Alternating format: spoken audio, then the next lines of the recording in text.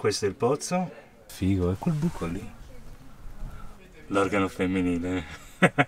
Che ogni volta che c'è un buco... Ah, scusate.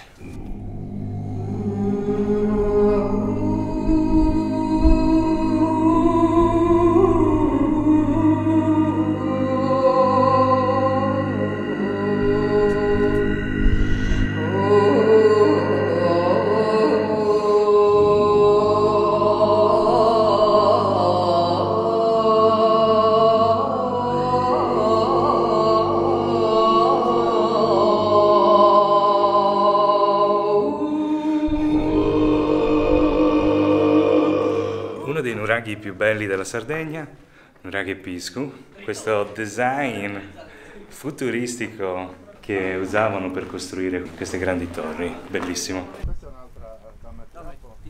Finora si diceva sempre che da ogni nuraghe si vede un altro nuraghe, e infatti ce n'è uno lì vicino, però le cose sono cambiate, adesso da ogni nuraghe si vedono paleoliche, eccole là, tantissime. Quelle sono quelle altissime, sono degli strumenti ovviamente molto utili e interessanti. Purtroppo è la speculazione che non va bene, non le pale. Le pale sono una grandissima invenzione, ma speculazione no.